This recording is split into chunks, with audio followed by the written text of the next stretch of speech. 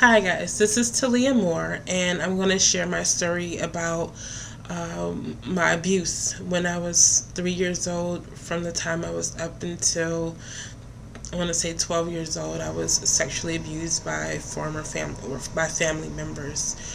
Um, the one started when I was 3 years old and was with my stepbrother Tata Bud, and I don't remember him much, but I do remember that he didn't stay long in our lives, and I don't remember too much about him after that, but I do remember the abuse. When I was around 10 to 12 years old, I was sexually abused by my Uncle Lucky on my father's side. And with that abuse, it was a day where it was my sister, my twin sister, my uncle, and I, and we were playing a game of Truth and Dare. Now, Truth and Dare was a simple kids game. It started out with, I dare you to pick your boogers, or do something silly, or choose about something simple. But then it got involved into sexual acts and things like that. And my sister, she was just like, I don't want to deal with this. This is a little bit too much for me. And, she left. And left in the room was him and I.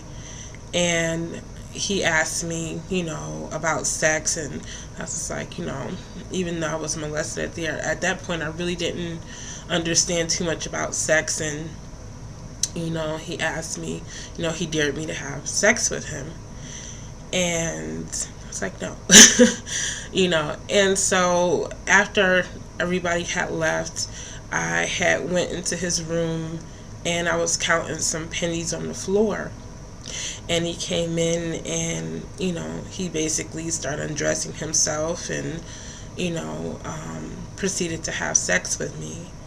And one thing that I can remember most is him saying that you're a big girl now and you can handle it, And, it's even thinking about it now, it just kind of, takes me back to that place. But that wasn't the only time that we had ran into each other.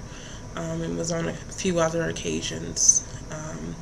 After a while, probably when I was later, maybe 12, 13, I told my mother, I brought it out and said, Mommy, I'm pregnant, and she said, you're pregnant? What are you talking about? I said, I'm pregnant by Uncle Lucky. And my mother, she was she was frantic. She took me to the hospital. She got me checked out.